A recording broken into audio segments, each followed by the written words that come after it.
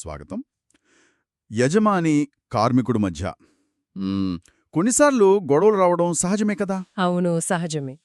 కానీ వాటిని ఎలా పరిష్కరించుకోవాలి? ఈరోజు మనం ఇదే అంశంపై కొంచెం లోతుగా చర్చిద్దాం. మన దగ్గరున్న సమాచారం రెండు రకాలుగా ఉంది. ఒకటి అంటే ఇలాంటి వివాదాలను జనరల్గా ఎలా సాల్వ్ చేయాలి, బెస్ట్ ప్రాక్టీసెస్ ఏంటి అనేది. సరే.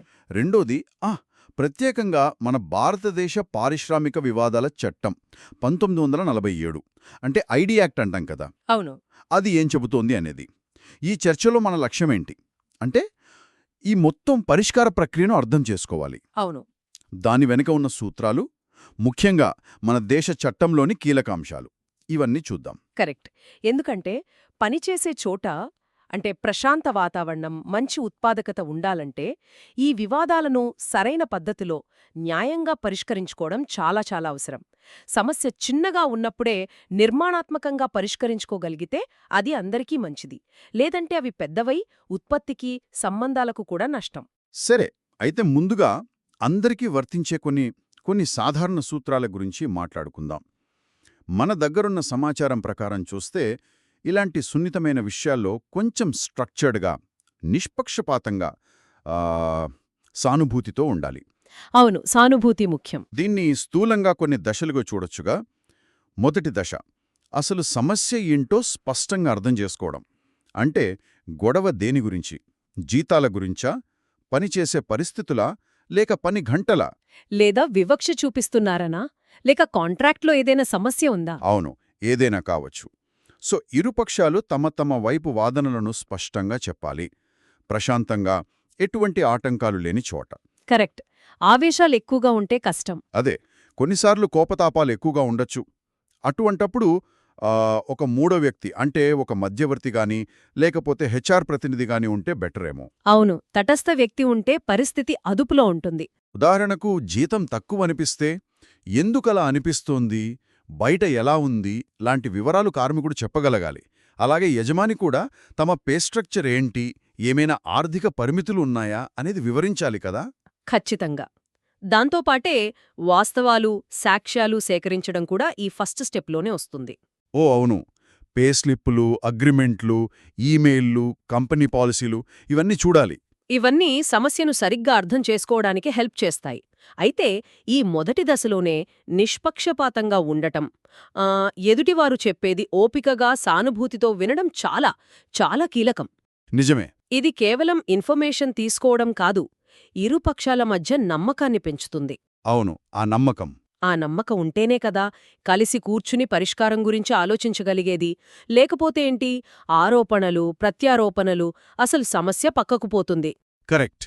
ఓ అంటే ఓవర్ టైం గురించి మీకు సరిగ్గా చెప్పలేదన్నమాట అని అవతలివారు చెప్పింది మనకు అర్థమైందని చెప్పడం కూడా ఆ నమ్మకాన్ని పెంచుతుంది.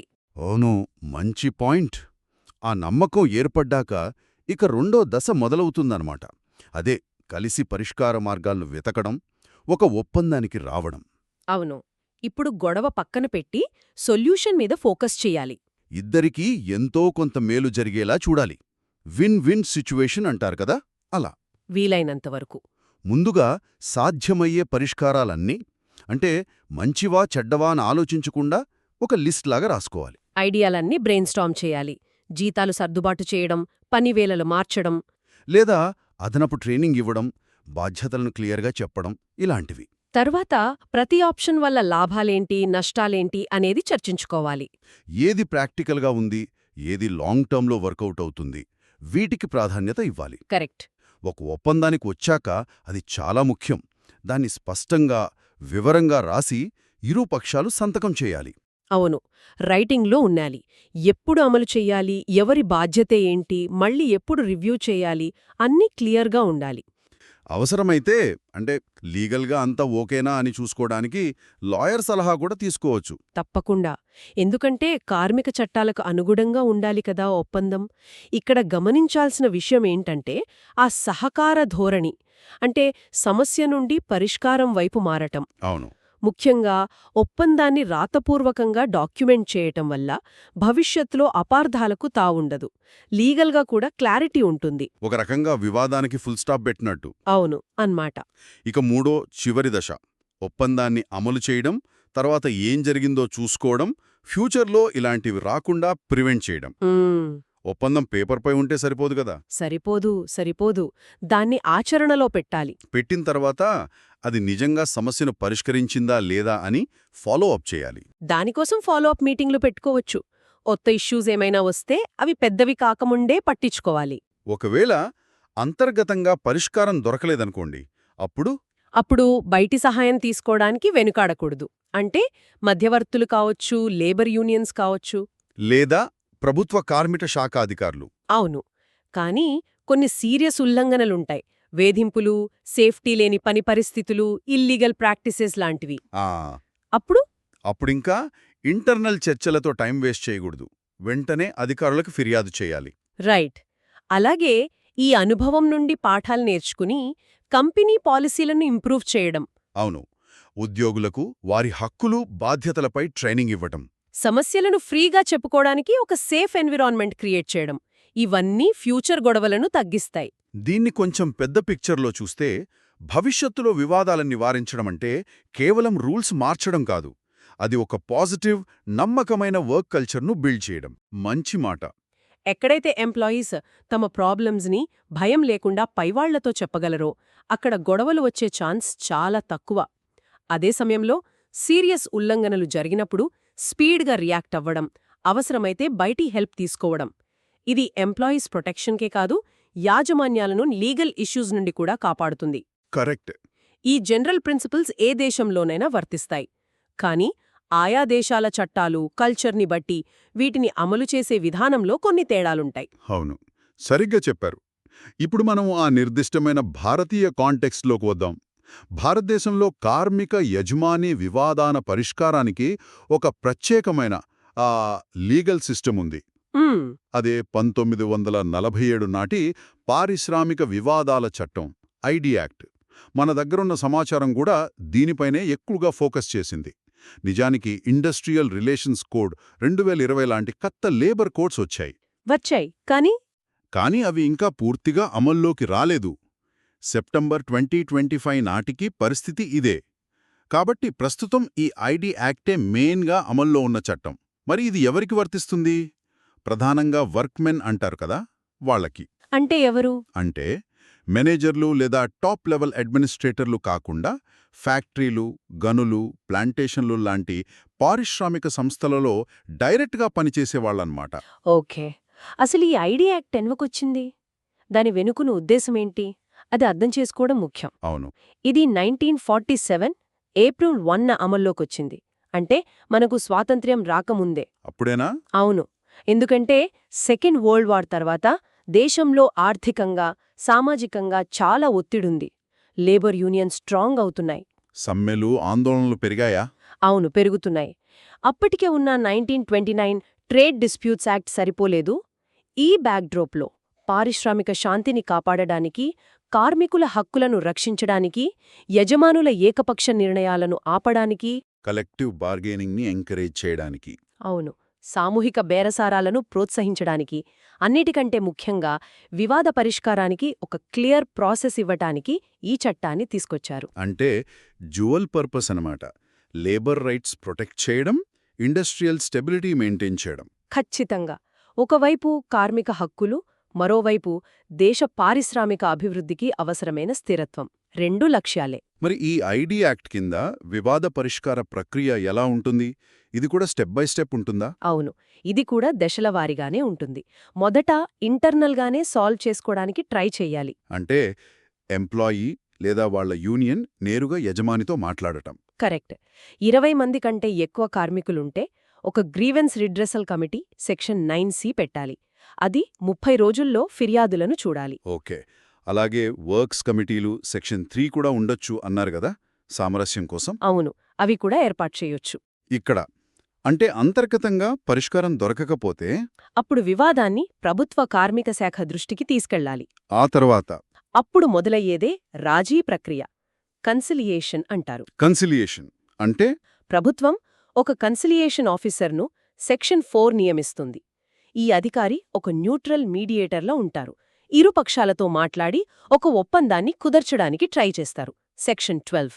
ఎంత టైం పడుతుంది దీనికి? సాధారణంగా 14 రోజుల్లో పూర్తి చేయాలి, అవసరమైతే గడువు పొడిగించవచ్చు. ఈ స్టేజ్లో ఒప్పందం కుదిరితే కుదిరి ఇరుపక్షాలు సంతకాలు చేస్తే ఆ ఒప్పందం లీగల్గా బైండింగ్ అవుతుంది. సెక్షన్ 18. ఇది చాలా ఇంపార్టెంట్. అందరూ ఫాలో అవ్వాల్సిందే. అవును, ఈ రాజీ చర్చలు కాన్ఫిడెన్షియల్గా జరుగుతాయి. సెక్షన్ 21. ఆ, ఇంకో విషయం, పబ్లిక్ యూటిలిటీ సర్వీసెస్ అంటే కరెంటో వాటర్ లాంటివి, అక్కడ ఈ ప్రాసెస్ జరుగుతున్నప్పుడు స్ట్రైక్స్ లాకౌట్స్ చేయకూడదట. సెక్షన్ 22. కరెక్ట్, ఎందుకంటే అవి అత్యవసర సేవలు కదా.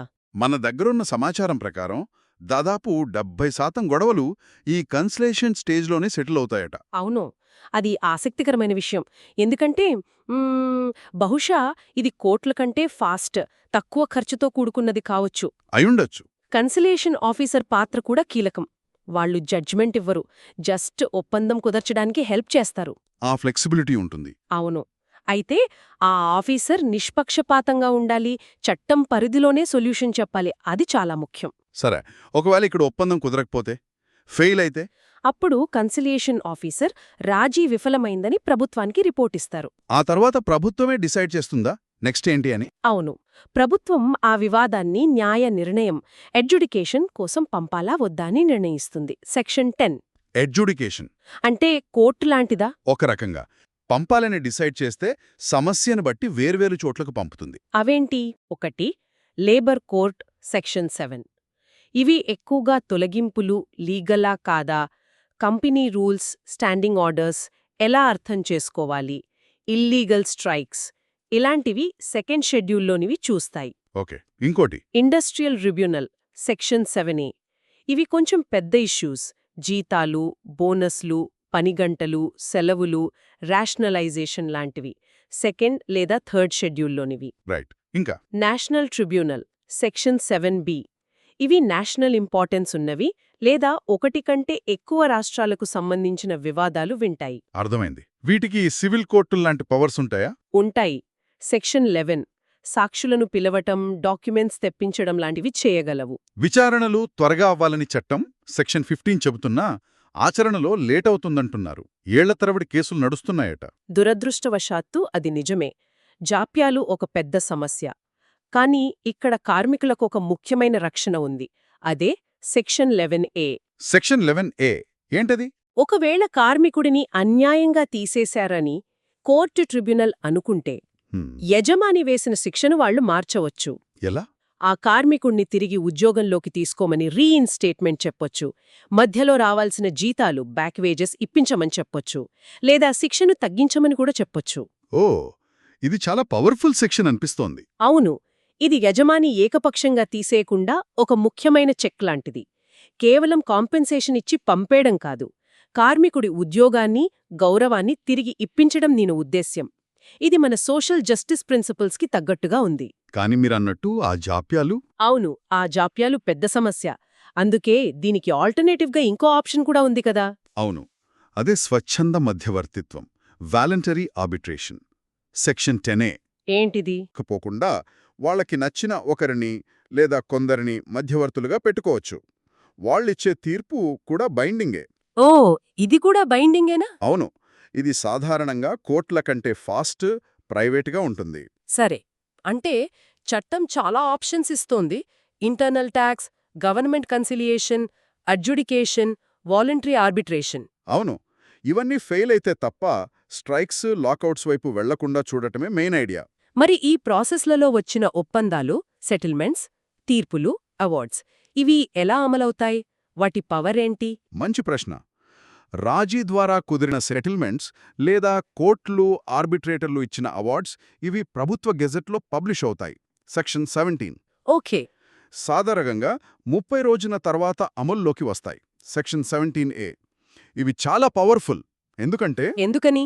ఇవి కేవలం ఆ గొడవలో ఉన్న పార్టీలకే కాదు, ఆ కంపెనీలోని ప్రస్తుత, ఫ్యూచర్ వర్కర్స్ అందరికీ, వాళ్ల వారసులకు కూడా వర్తిస్తాయి. సెక్షన్ 18. అబ్బా, అందరికీనా? అవును. వీటిని ఉల్లంఘిస్తే పెనాల్టీలుంటాయి. వీటిపై అప్పీల్ చేసుకునే ఛాన్సెస్ చాలా తక్కువ. ఎక్కువగా హైకోర్టులలో రిట్ పిటిషన్ల ద్వారానే వెళ్లాలి. మరి కార్మికులకు రావాల్సిన డబ్బులు, బ్యాక్ వేజెస్ లాంటివి? వాటిని ప్రభుత్వమే ల్యాండ్ రెవెన్యూ బకాయిల్లా కలెక్ట్ చేసి ఇప్పించవచ్చు. Section 33C. ఇంకో విషయం, ఒకవేళ యజమాని అప్పీల్కు వెళ్ళినా ఆ టైంలో కార్మికునికి ఫుల్ వేజెస్ ఇవ్వాల్సి రావచ్చు. Section 17B. ఆ సెక్షన్ 18 చాలా కీలకమనిపిస్తుంది. ఒక ఒప్పందం లేదా తీర్పు వివాదంలో డైరెక్ట్గా లేని కార్మికులకు కూడా వర్తించడం. ఇది చట్టం యొక్క కలెక్టివ్ నేచర్ని చూపిస్తుంది. అవును. అంటే ఇది కేవలం ఇండివిజువల్ గొడవల పరిష్కారం కాదు, మొత్తం వర్కింగ్ క్లాస్ ఇంట్రెస్ట్ని చూస్తుందన్నమాట. కరెక్ట్. ఇంకో ఇంపార్టెంట్ ప్రొటెక్షన్ కూడా ఉంది కదా, డిస్ప్యూట్ నడుస్తున్నప్పుడు వర్కర్స్ని ఇబ్బంది పెట్టకుండా. ఖచ్చితంగా అదే సెక్షన్ 33. ఏంటది? ఒక వివాదం కన్సోలియేషన్ ఆఫీసర్ ముందుగాని కోర్టు ట్రిబ్యునల్ ముందుగాని పెండింగ్లో ఉన్నప్పుడు యజమాని ఆ గొడవకు సంబంధించిన విషయంలో కార్మికుల సర్వీస్ కండిషన్స్ని వాళ్లకు నష్టం వచ్చేలా మార్చకూడదు, లేదా వాళ్లపై డిసిప్లినరీ యాక్షన్, ఉదాహరణకు తీసేయడం, తీసుకోకూడదు. ఓ, డైరెక్ట్గా తీసుకోకూడదా? తీసుకోకూడదు. అలా చెయ్యాలంటే ముందు గవర్నమెంట్ పర్మిషన్ తీసుకోవాలి. ఒకవేళ యజమాని ఈ రూల్ బ్రేక్ చేస్తే? అప్పుడు కార్మికుడు డైరెక్ట్గా కోర్టు ట్రిబ్యునల్కు కంప్లైంట్ చేయొచ్చు. Section 33A. దానిపై స్పెషల్ ఎంక్వైరీ జరుగుతుంది. ఇది మంచి రక్షణ. అలాగే కార్మికులకు తమ కేసులో వాళ్ల యూనియన్ ద్వారా గానీ లేదా వేరే ఆథరైజ్డ్ పర్సన్స్ ద్వారా గానీ రీప్రజెంట్ చేసుకునే హక్కు ఉంటుంది. సెక్షన్ 36. అంటే ఆ వివాదం సెటిల్ అయ్యే వరకు యజమాని రిటాలియేటరీ యాక్షన్స్ తీసుకోకుండా ఈ సెక్షన్లు 33, 33A ఒక షీల్డ్లా పనిచేస్తాయన్నమాట. అవును. ఇవన్నీ చూస్తుంటే ఐడి యాక్ట్ కార్మికుల రక్షణకు, గొడవల శాంతియుత పరిష్కారానికి ఒక కాంప్రిహెన్సివ్ మల్టీలెవెల్ మెకానిజం పెట్టిందని క్లియర్గా తెలుస్తోంది. నిజమే. అయితే లేబర్ లాస్ కన్కరెంట్ లిస్ట్లో ఉంటాయి కాబట్టి కొన్ని రాష్ట్రాలు, ఉదాహరణకు మహారాష్ట్ర, దీనికి అడిషనల్గా వాళ్ళ ఓన్ లాస్ కూడా పెట్టుకోవచ్చు. అవును, స్టేట్ అమెండ్మెంట్స్ ఉంటాయి. అలాగే ఐడి యాక్ట్తో పాటు payment of wages act, minimum wages act, posh act, sexual harassment నివారణ లాంటి వేరే చట్టాలు కూడా స్పెసిఫిక్ ఇష్యూస్కి అప్లై అవుతాయని గుర్తుంచుకోవాలి. ఓకే. సో మొత్తం మీద ఈ చట్టం వల్ల కార్మికులకు మెయిన్ బెనిఫిట్స్ ఏంటి అని చూస్తే, అన్యాయంగా తీసేస్తే ప్రొటెక్షన్, మళ్లీ జాబ్ వచ్చే ఛాన్స్. సెక్షన్ 11A తక్కువ ఖర్చుతో కన్సిలియేషన్ ద్వారా న్యాయం పొందే right. Collective bargaining power, union representation section 36, settlements అందరికీ వర్తించడం సెక్షన్ 18, గొడవ పెండింగ్లో ఉన్నప్పుడు సర్వీస్ కండిషన్స్ మార్చకుండా, తీసేయకుండా protection section 33, 33A, lay off retrenchment టైంలో financial security, notice, compensation section 25, rules, రావాల్సిన డబ్బులు వసూలు చేసుకునే పద్ధతి సెక్షన్ 33C. ఇవన్నీ చాలా ముఖ్యమైన రక్షణలే. యజమానితో పోలిస్తే సాధారణంగా బలహీనంగా ఉండే కార్మికుడికి ఈ చట్టం కొంత బలాన్ని, భరోసాను ఇస్తుంది. ఆ పవర్ ఇంబ్యాలెన్స్ని తగ్గించడానికి ట్రై చేస్తుంది. అవును, ఆ అధికార అసమతుల్యతను తగ్గించడానికి ప్రయత్నిస్తుంది. అయితే దీనికి కొన్ని లిమిటేషన్స్ ఉన్నాయి. అవేంటి? మెయిన్గా ఇది వర్క్మెన్ డెఫినిషన్లోకి వచ్చేవారికే ఎక్కువగా వర్తిస్తుంది, మేనేజర్లు, అడ్మినిస్ట్రేటర్లకు కాదు. అవును, అది ముందే అనుకున్నాం. రెండోది, మనం ముందే చర్చించుకున్నట్టు అడ్జుడికేషన్ స్టేజ్లో జరిగే విపరీతమైన జాప్యాలు, న్యాయం అందడంలో లేటవ్వడం. అది పెద్ద సమస్యే. సరే, ముగింపుగా చూస్తే ఈరోజు మనం లేబర్ ఎంప్లాయర్ డిస్ప్యూట్ రెజల్యూషన్కి సంబంధించి 2 యాంగిల్స్ చూశాం. ఒకటి, జనరల్ ప్రిన్సిపల్స్, సమస్యను అర్థం చేసుకోవడం, కలిసి సొల్యూషన్ కనుక్కోవడం, దాన్ని ఇంప్లిమెంట్ చేయడం. 2, ఇండియాలో ఉన్న ఐడి యాక్ట్ 1947 ఇచ్చే specific multi tired legal process, ముఖ్యంగా కన్సిలియేషన్కి అదిచ్చే ఇంపార్టెన్స్. ఈ లోతైన విశ్లేషణలో మాతో పాటు ట్రావెల్ చేసినందుకు థ్యాంక్స్. ఈ చర్చ ఆధారంగా ఒక చివరి ఆలోచనను షేర్ చేయాలనుకుంటున్నాను. చెప్పండి. ఐడి యాక్ట్ దాదాపు 75 ఏళ్లుగా మన దేశంలో ఇండస్ట్రియల్ రిలేషన్స్ని షేప్ చేయడంలో కీ రోల్ ప్లే చేసింది. అయితే మన దగ్గరున్న సమాచారం ప్రకారం పాత లేబర్ లాస్ అన్నిటినీ కలిపి సింప్లిఫై చేసే ఉద్దేశ్యంతో తెచ్చిన కొత్త ఇండస్ట్రియల్ రిలేషన్స్ కోడ్ 2020, అది త్వరలోనే, బహుశా 2025 ఎండ్ లేదా 2026లో పూర్తిగా అమల్లోకి రావచ్చు. అవును, ఆ కోడ్స్ గురించి వింటున్నాం. అప్పుడు మనం ఆలోచించాల్సిన విషయం ఏంటంటే, ఈ కొత్త కోడ్ దశాబ్దాలుగా ఉన్న లేబర్ ఎంప్లాయర్ రిలేషన్స్ని, ముఖ్యంగా ఈ డిస్ప్యూట్ రెజల్యూషన్ ప్రాసెస్ల స్పీడ్ని, యాక్సెసిబిలిటీని, అంటే అందరికీ అందుబాటులో ఉండే అవకాశాన్ని ఎలా మార్చబోతోంది? మంచి ప్రశ్న. దాని ప్రభావం ఎలా ఉంటుందో చూడాలి. అవును, ఇది రాబోయే రోజుల్లో మనం నిశ్చితంగా గమనించాల్సిన అంశం.